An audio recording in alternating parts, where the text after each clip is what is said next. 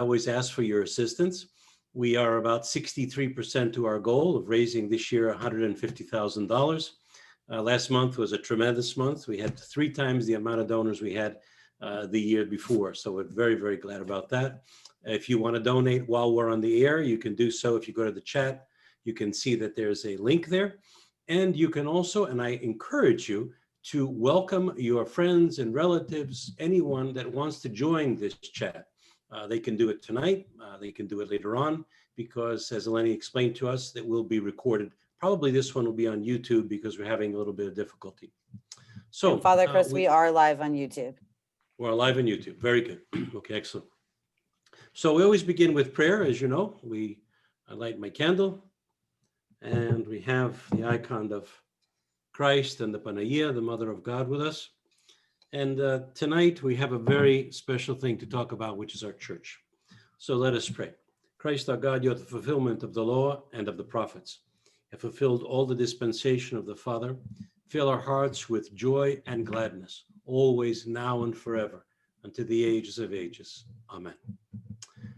Terry Mattingly writes the nationally syndicated On Religion column for the Universal Syndicate and is a senior fellow at the Overby Center at the University of Mississippi. He was the founder of the Washington Journalism Center at the Council for Christian Colleges and Universities, which in 2015 was rebooted as the King's College. His bio is rather long, so I'm not going to read the whole thing, but I'll just read a couple of other things about him. And you'll see he can really talk. He's got a great gift, but he can talk when he knows what he's talking about. There are other people who talk and they don't make any sense. He has worked as a reporter and a religion columnist at the Rocky Mountain News in Denver, Colorado, which honestly, we met there. We met when you were the columnist there. And he's also worked at the Charlotte Observer and the Charlotte News. In 1991, Terry Mattingly began teaching at Denver Seminary. And while teaching, he's continued to write the weekly On Religion column, which is sent to over 350 newspapers in North America. He is the founder and editor of GetReligion.org. It's a website that critiques mainstream media's coverage of religion news. The Mattingleys are members of St. Anne's Orthodox Church in Oak Ridge, Tennessee. Welcome, Terry. Great to have you with us tonight. Thank you. Father bless. The Lord bless us all. We have been talking about the coronavirus and the pandemic, and clearly this pandemic has really shaken, I think, the foundations of the church, that which we were so used to, which was going to church and even the receiving of Holy Communion, because many people got in the habit now, through the guidance, hopefully, of their spiritual fathers, to receive communion on a weekly basis. And that has been turned upside down. So tonight, we want to talk about what that has revealed. What is this upside down brought to us? And how we're going to deal with it in the future. Terry, do you want to just bring some opening comments for us before we go to some of our questions? Well, yeah, I'm trying to remember who it was. It might have been Rod Dreher that I first heard say that, that this event has been apocalyptic in the actual meaning of the word. I mean, we've gotten used to all the pop culture talk about apocalypse, with everything from the Avengers to born again movies, from dispensational thinkers about how many Israeli jump jets can land on the head of a pin in the book of, Judges or something like that. I mean, the word apocalypse has been abused. To me, what we need to talk about is what has this event revealed to us in the sense of the word apocalyptic as an unveiling. What have we found out through this crisis that we didn't know? Or especially, there were some changes coming demographically in America that were coming in about a decade due to kind of the passing of the baby boomers and a demographic fall off after the millennial generation being born. To some degree, COVID has given us a chance to see the impact of these trends early, almost like a warning. And I remember something that Archbishop Alexander in the OCA of the Sunbelt Diocese, the Diocese of Dallas, sent out, that's the diocese that I am a part of in the OCA. And he sent a note out to his priests, which our priest shared with us, And the note was, this wasn't the Lent that we wanted, but this may become the Lent that we needed. And what he meant by that was, all of a sudden, in a Lenten period, heading into Pascha of all things, we suddenly really had to look at how strong our churches were or were not. How many active members do we actually have?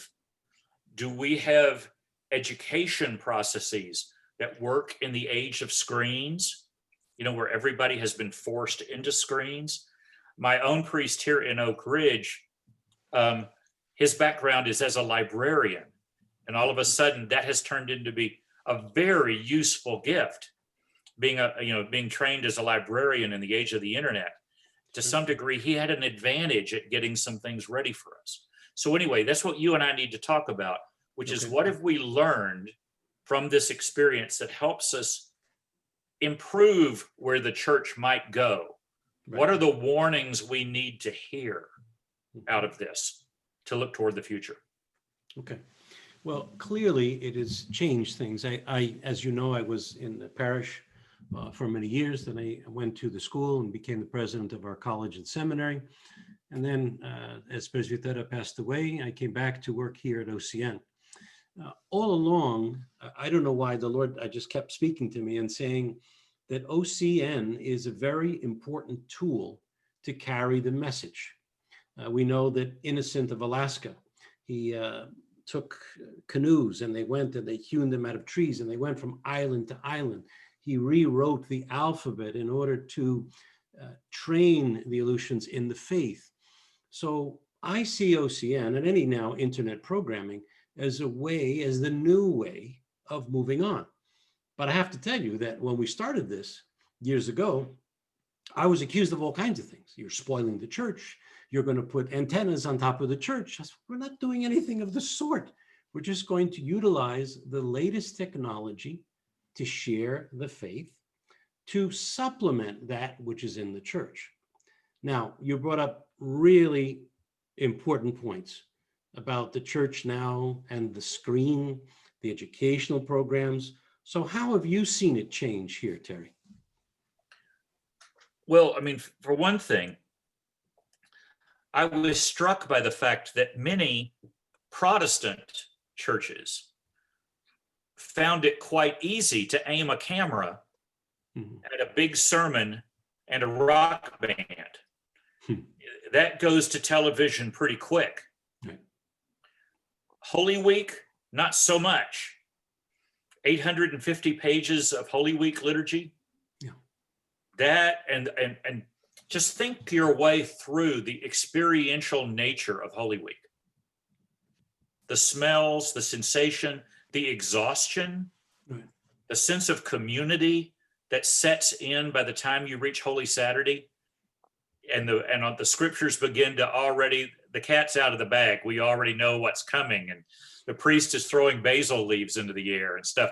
Think of all of that experience and then say, how in the world would you reproduce that on an iPad? Right. How many smartphones in the sanctuary would you need? And so what it taught us is you couldn't put that on there. Mm-hmm. You can't replace the sacramental incarnational nature of Orthodoxy. I mean, this stuff of our flesh doesn't come through the screen. You can't I can't hug the cancer patient who stands next to me in the choir when we're both on lockdown, from COVID. I mean, but it did force us to say, well, that's been taken from us.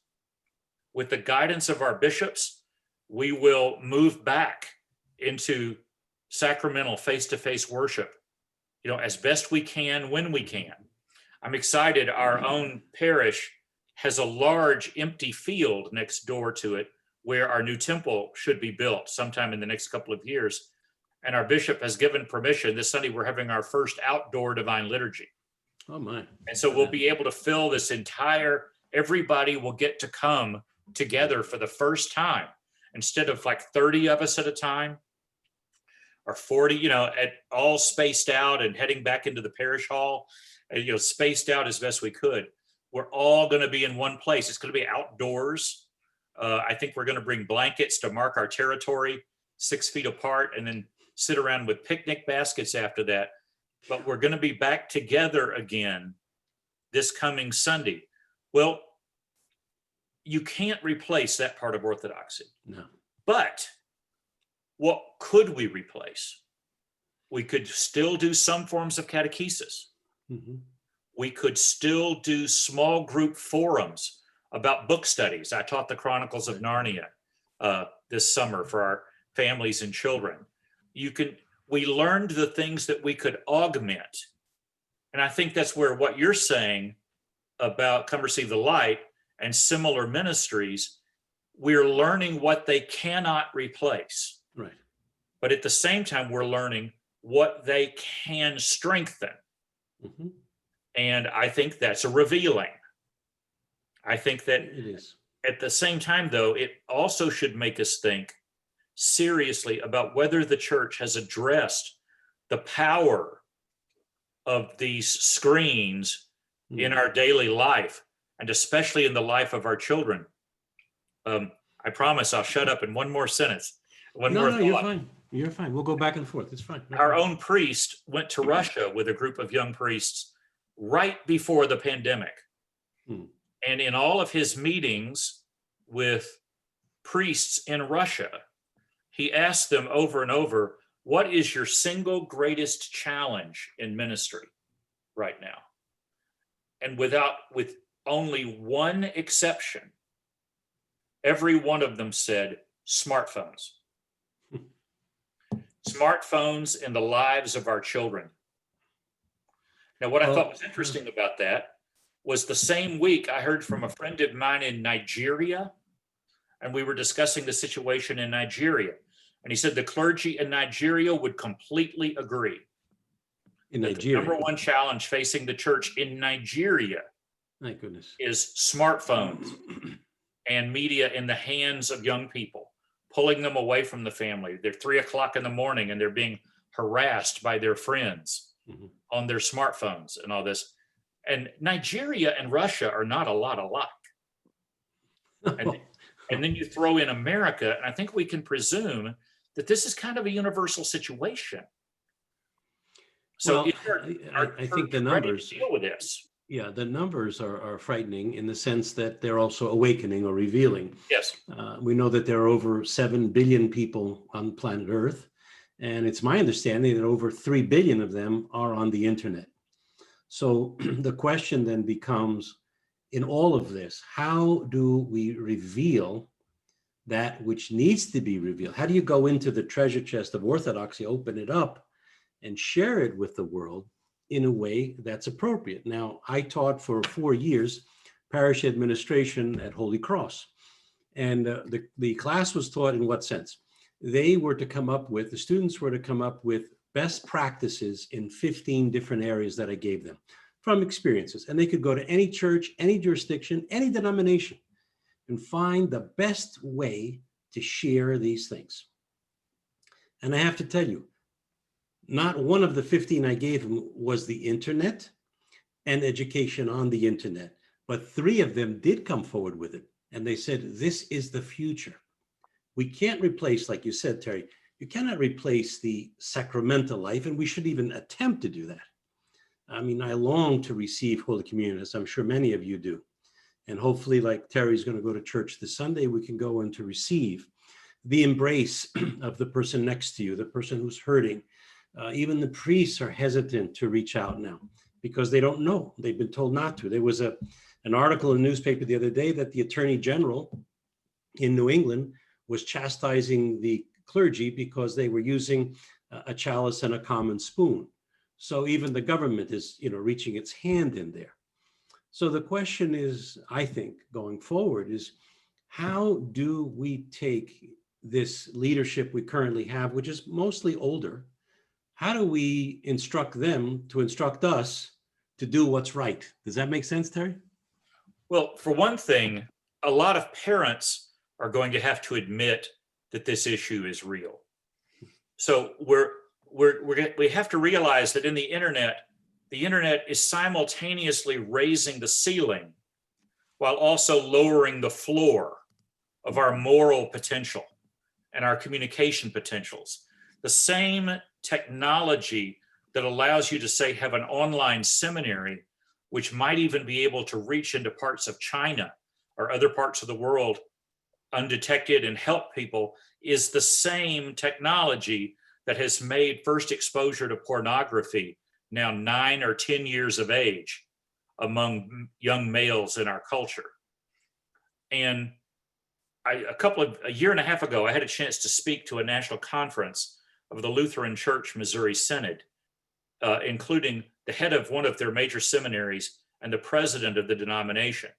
And I challenged them to once a year have an all church emphasis on the role of screens in the Christian home.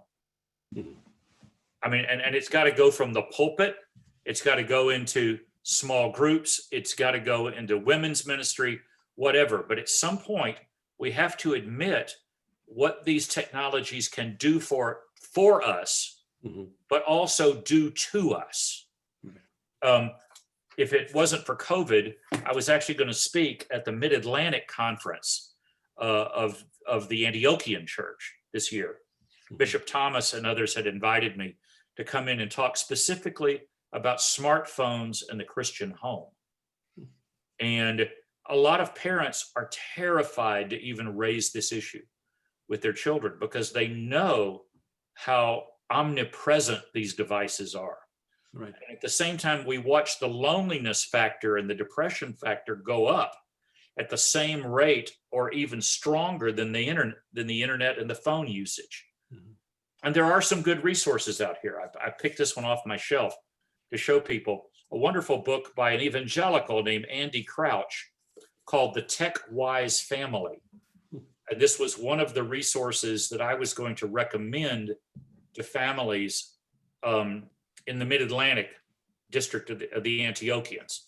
I don't know how well you know Bishop Thomas, but if you'll remember, he was a youth leader and it was a middle school teacher for years before he became a priest. And this really hits him. I mean, he knows what youth culture was like when he was in the classroom and when he was in a parish at that level.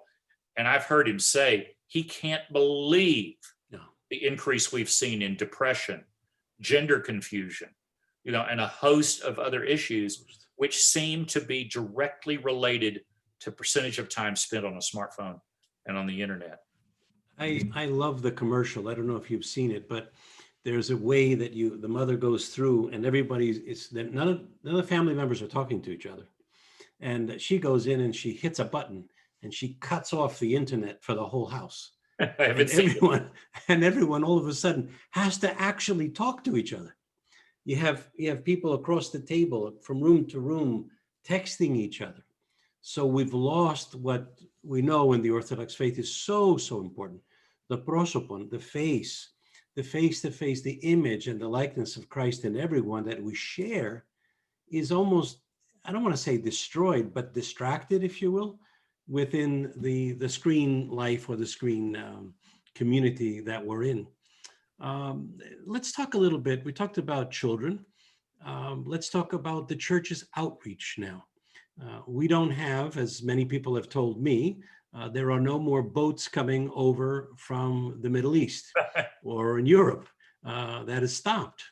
And we have now a wonderful phenomenon in the church, so-called converts. Once a person is an Orthodox Christian, there's no such thing as a convert. They're an Orthodox Christian. But I'm wondering, one of the people that I speak to said, well, how about the people around your church? In the neighborhood where your church is, do they actually come to your church anymore? And many times you have to go, whoops, actually, they don't. They've moved away. So can we talk a little bit about converts and reaching out, Terry? 3 years ago, I was invited to speak at the annual meeting of the largest Episcopal church in Oak Ridge. Ironically, the church that for over a decade had been led by Father J. Stephen Freeman who walked away from a high steeple, one of the most powerful churches in the American South in that denomination, to become an Orthodox priest, and is the founder of our parish, now living in the parish in retirement. Another guy that's been all over the internet, is very well known for his writings online. Yes. And they asked me to come speak to them, which I thought was an interesting and almost maybe foolhardy thing to do, knowing kind of how blunt I am at times. But I asked them a question. I said, this is a question from an Anglican bishop in Africa. He said he was in the midst of some arguments with American bishops, and they were talking theology and church growth and church decline. And the Americans all wanted to talk about everything from the environmentalism of styrofoam cups to gender, and all this. And finally, this African bishop waved his hands in the air. Another bishop told me about this, waved his hands in the air and said, "Show me your converts and your children. Show me your converts and your children. Are your children remaining in the faith? And are you bringing new life into the church through converts?" And there was this huge silence among the other Anglican bishops. And the question, the parish I go to here in Oak Ridge probably has, before COVID, an average of about 120, 125, 130 people on a typical Sunday morning. Our church contains 70 children under the age of 13. Wow. There is a lot of life in our parish. The catechumenate class that got broken up by the pandemic had 23 people in it. Now, that's the American South. That's the church-going South. I know that's not ordinary. But my point is, one of the things that we have to learn out of COVID is how large is the actual participating sacramental core of our church.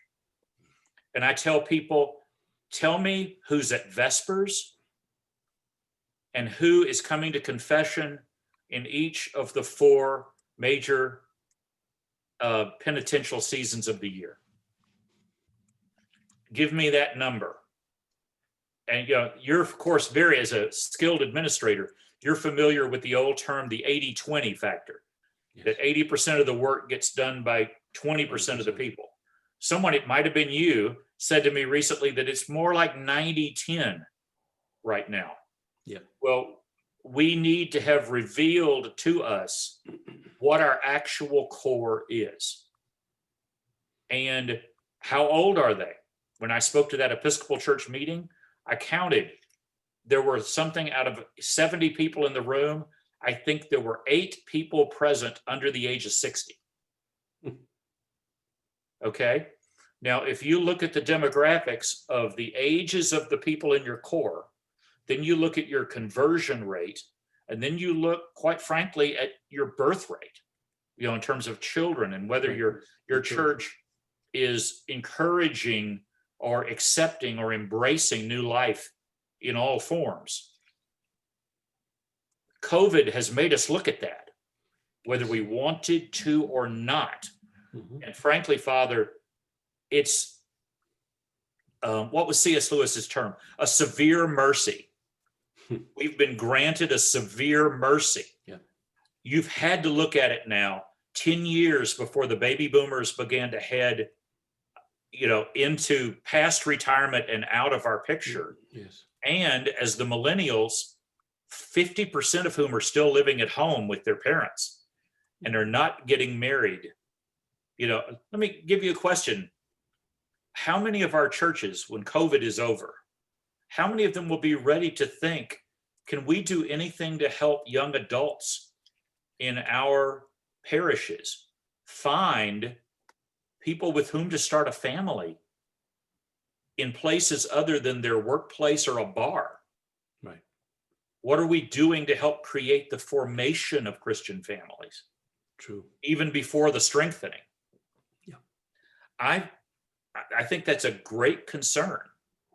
It is. It is a great concern. And the question is, what are we going to do? What have we done to equip the next generation of saints, if you will? We have really been caught, I think, flat-footed. Some of the parishes have really jumped forward and have tried their best. but we don't have that educational tool, that leadership tool that we need. We have the treasure chest.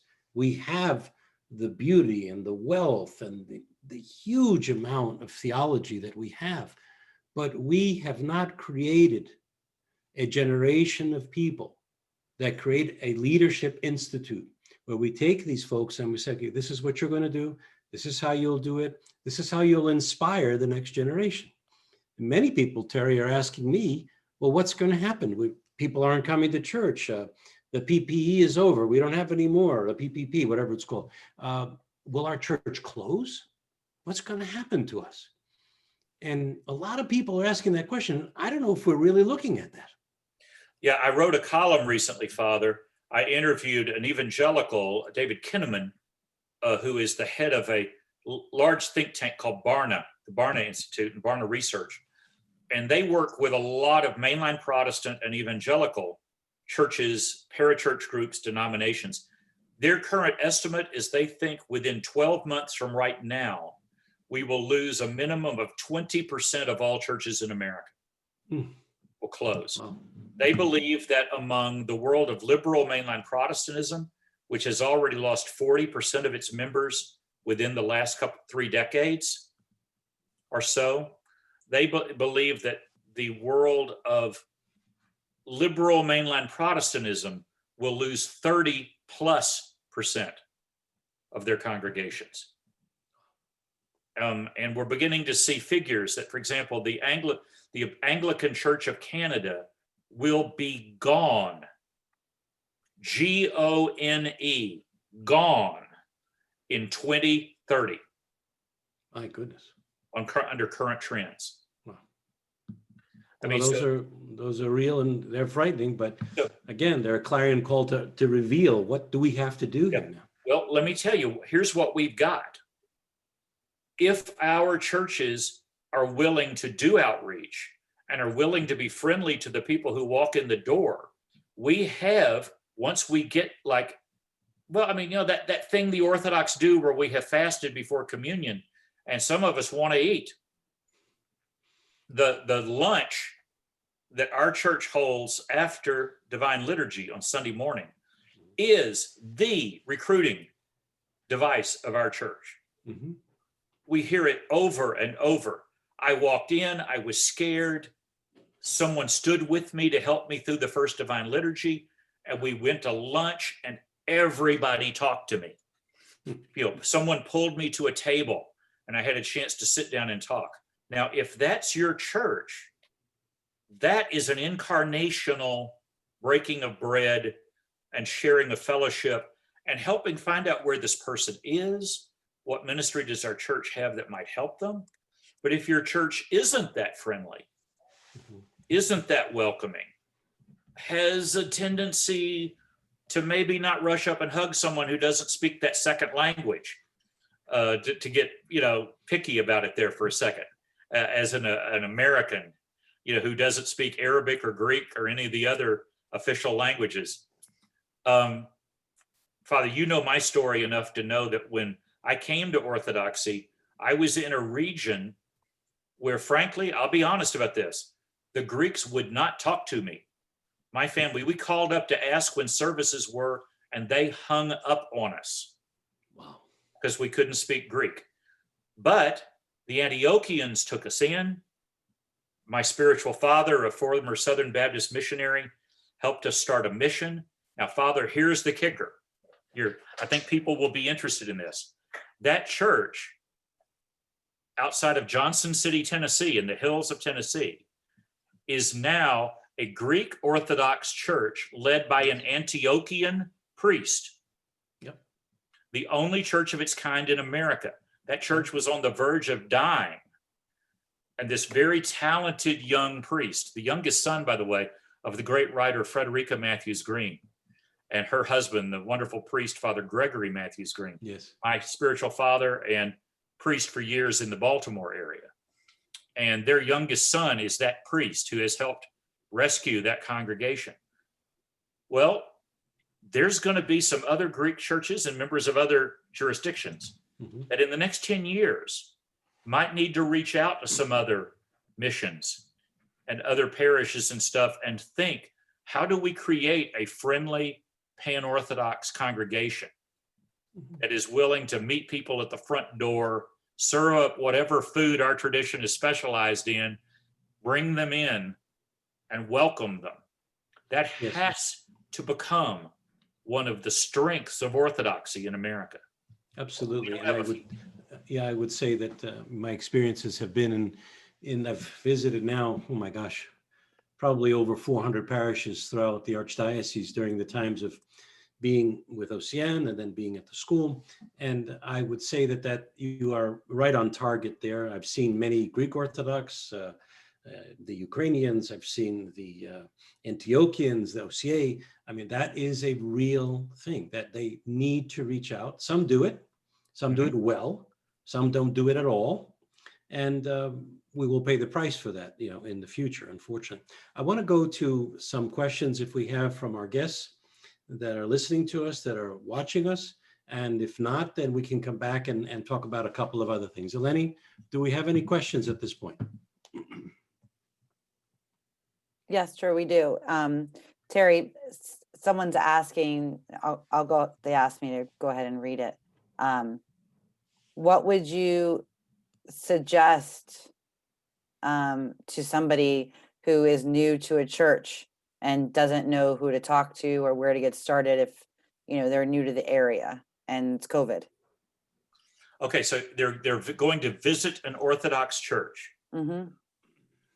What a lot of people should do is actually call the priest first. But I will recommend this, and Father, you could put this on the website with this program.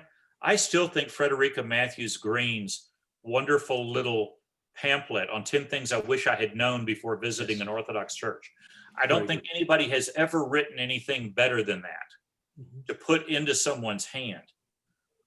But frankly, I think the ministry of the greeter and the ministry of the people at the door I think our parishes, especially because of the complex nature of the music in our services, a lot of Protestants, if they're going to visit, they're used to having a hymnal in their hands and being able to sing every note of the service, or it's even projected up on a screen, which I'm not fond of at all, by the way, I want to stress. But they're used to being able to dive in and take part. They walk into our services and it's like, what tone are we in today? There's 14 inserts about the following saints and all this.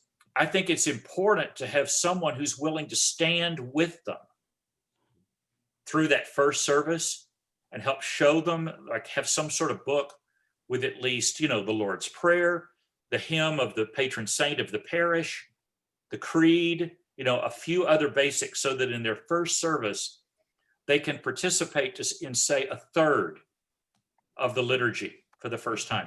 So we've got to extend the ministry of the greeter to be someone who will stand with them and then help get them into the parish hall and walk them around and introduce them, find kind of a logical group of people to be with them. Do not leave them alone. If they're scared and they run, which I've heard of people doing, I don't know what we can do about that. We certainly should always be aware when people were in the service and vanished. We should be, if they're back again, someone should approach them. An idea was flitting across. Oh, I know some people that say if the priest has a chance, invite them to Vespers before they come to Divine Liturgy. And you say, yeah, but we only have 20 people in Vespers. That's good. That's a smaller group of people to say, hey, do you have time to go get a cup of coffee? Or like, now see, this wasn't so scary tonight. There wasn't so many of us. Vespers might be the place where they can come in with a little bit of safety at first. Okay. But that depends on whether you've got the people in a Vesper service to handle that.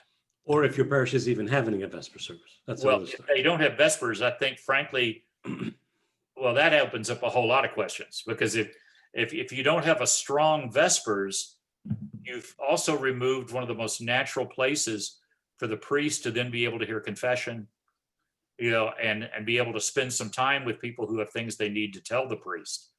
I've often thought that who shows up in Vespers is probably your best indication of who your core is. Okay. Another question, Lenny? Sure. Emily, do you want to unmute yourself and ask your question?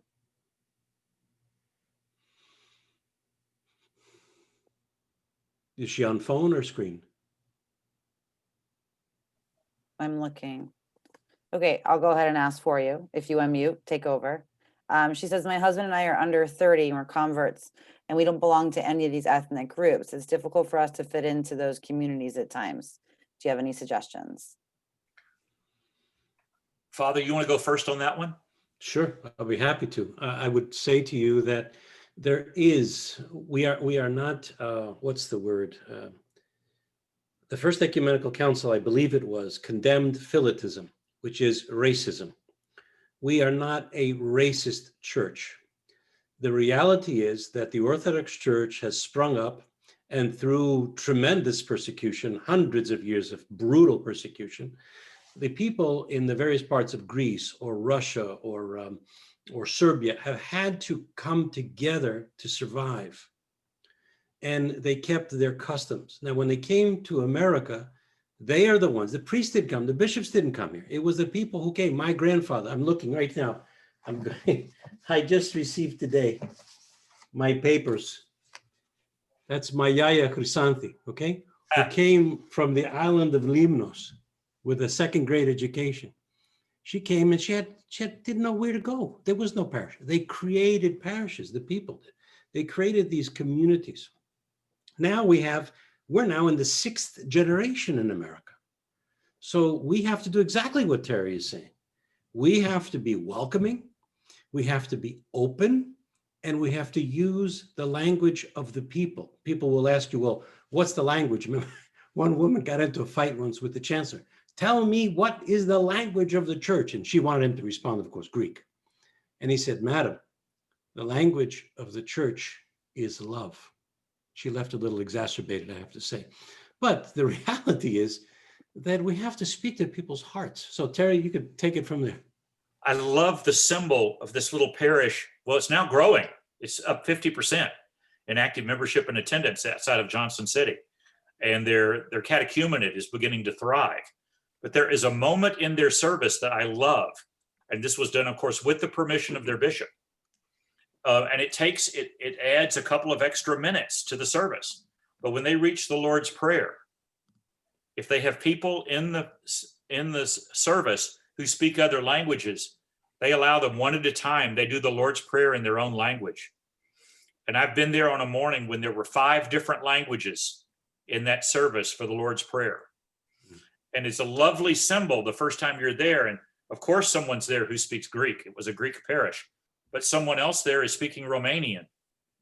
They have someone else speaking, their native tongue is Spanish. And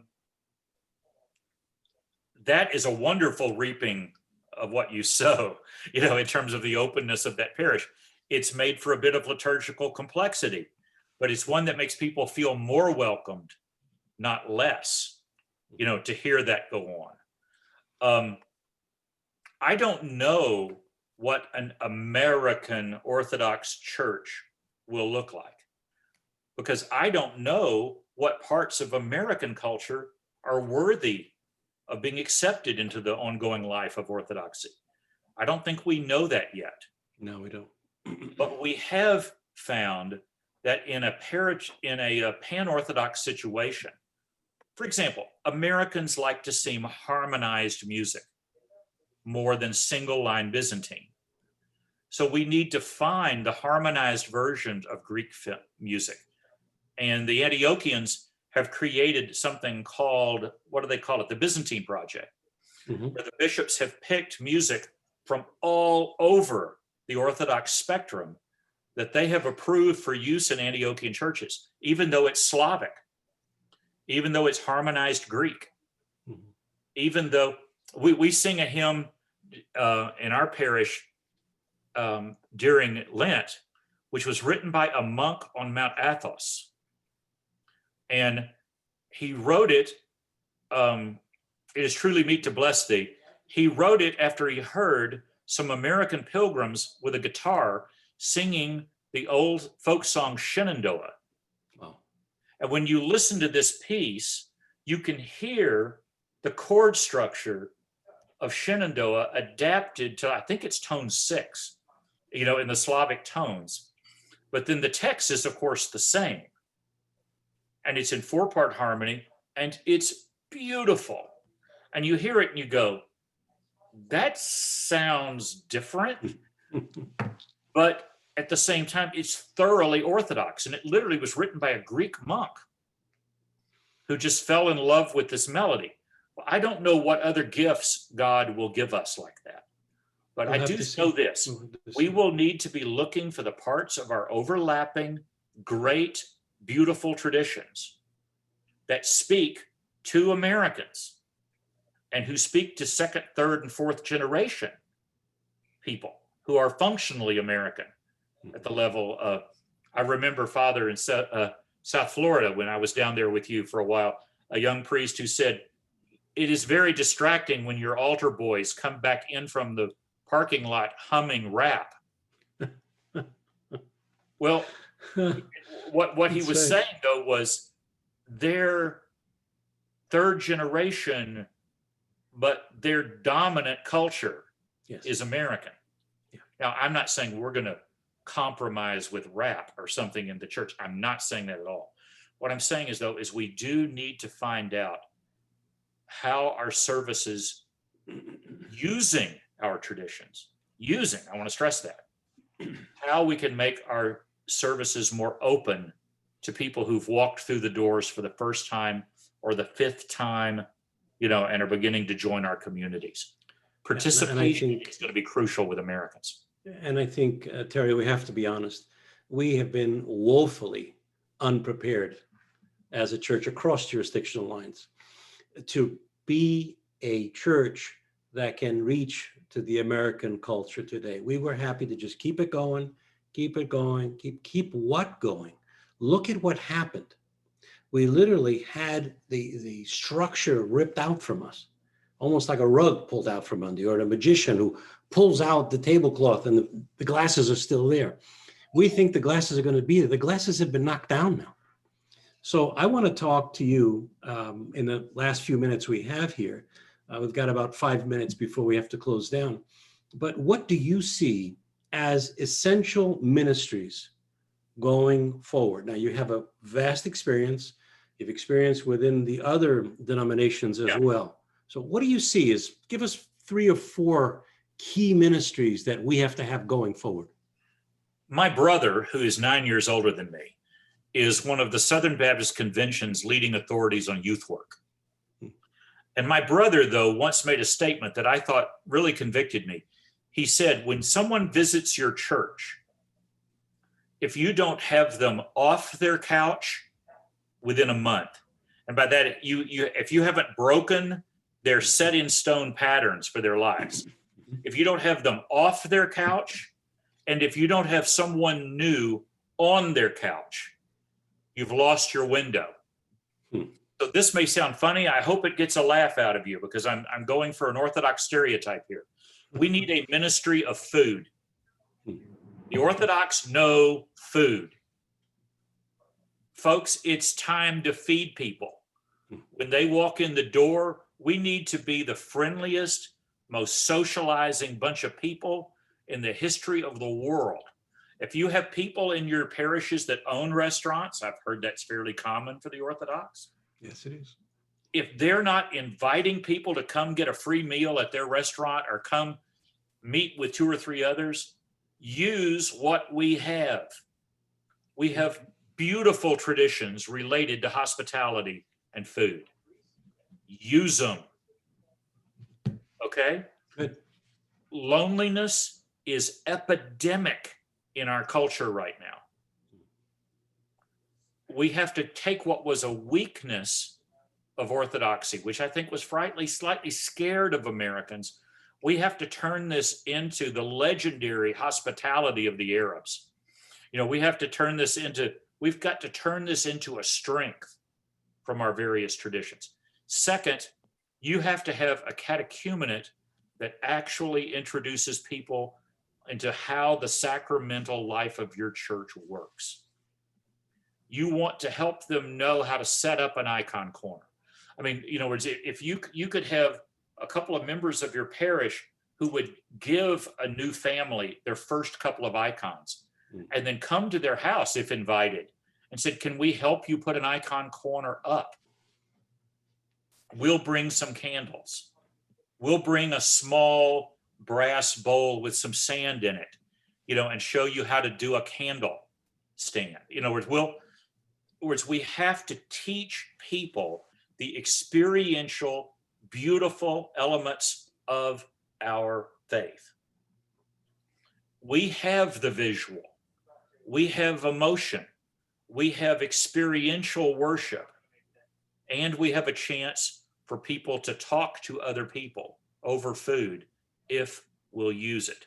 So those would be my two biggest things. But I would also, third, I would add in there, focus on the formation of, I'm not saying you turn into a dating service or something like that, but I'm saying, does your church have any function that's trying to help young people meet each other and form relationship and form families in some place other than a bar? Yeah. So that's That's three a frightening challenges thing. right That's there. three. That's three very good ones. Eleni, we're about towards the end. We might be able to take one more quick question if we have it. If not, I'll try to wind things up. We did have one more, well, a few questions. I'll try to put it together. Someone just saying that they're worried that, when we go back, when the churches reopen after the pandemic, what is it going to look like? Do you think volunteers will step up? Will people be afraid because of the virus? Well, frankly, the elderly should be, and the elderly should be cautious. And I think priests should go out of their way. We did something here to make sure that those people know we're not dragging them in. We shouldn't be dragging them in against their will. We did something at our parish here, and I think we're going to do it again in another couple of months. We got a committee of about 20 people, 15 to 20 people, and we phoned our way completely through That's great. the telephone list of our parish. And all we did was call up and say, how are you doing? Do you need anyone to pick up prescriptions for you? Is your health care holding out? Or if you feel comfortable talking about these things. And then each of us took just a few notes if the people gave us permission to do this. And then we gave this information to our priest. And so we did this quick screening, and out of that emerged probably what are the 10 to 12 kind of crises that were currently in our church. We may need to do that again the minute we go back to quote unquote business as usual, which will not be business as usual at first. No, it won't be. We're going to have to be intentional at finding out how people are doing. It may be our shot to get to them before 25 or 30% vanish, which is what some people are predicting will happen. Very good, Terry. Thank you so much. Eleni, any closing reminders that you have? I've got a couple of them. Go ahead, Father Chris. Okay, I know that we have our programs with Father Dimitri Lee on Sunday. The Gospel Reflections, he's usually sitting in his car or he's sitting in his backyard and the birds are chirping away. So I hope you'll go into that and listen. We have Father Marcandoni on Wednesdays at 8 p.m. with his special program. Coming up in the next several months, we're going to have different programs with professionals within the Orthodox world. And I use professionals very carefully. Professionals, educators, academics, and people who are simply Orthodox Christians as respondents. And we're going to be dealing with the social ethos document that we talked about a while ago. We'll be dealing with war and peace. We'll be dealing with education, lots of things. So watch the website, watch our Facebook pages for that. We do have the abbot of Vatopedi, Elder Ephraim, who is going to be on an English-speaking program for English-speaking people throughout the world. That will happen in the month of December. We have our new quarterly magazine coming out very soon, and a little bit of just a tidbit here. We will have a new website pretty soon as well. So we're very, very excited about that. for the faithful, the seekers, and even the deeper thinkers. So let's close with a prayer. Lenny, did you have any others that I left out? You got them all? Nope. Okay, all right. So let's close with a prayer, and then I'll make just a few final comments. Lord, bless those who praise you and sanctify those who put their trust in you. Save your people and bless your inheritance. Protect the whole body of your church. Sanctify those who love the beauty of your house. Glorify them in return by your divine power. And do not forsake us who set our hope in you. Grant peace to your world, to your churches, to those in public service, to those in our armed forces, and to all of your people. For every good and perfect gift is from above, coming from you, the Father of lights. To you we give glory, thanksgiving, and worship. In the name of the Father, the Son, and the Holy Spirit. Thank you for being with us tonight. Please support our 25th anniversary campaign by going to our website and giving whatever you can. We can't do it without you. Thank you to our very special guest and my good friend tonight, Terry Mattingly, for joining us, and to all of you for joining us from around the world. Stay safe. Keep the faith alive in yourself and in your home. Remember, though, to always have faith in what you listen to and what you watch. Please support MyOCN, which is the wind in the wings of the angels to carry the message of Christ to the world. And by all means, remember to wear your mask. Have a good evening, everyone. Good night. Thank you. Good night. Thank you.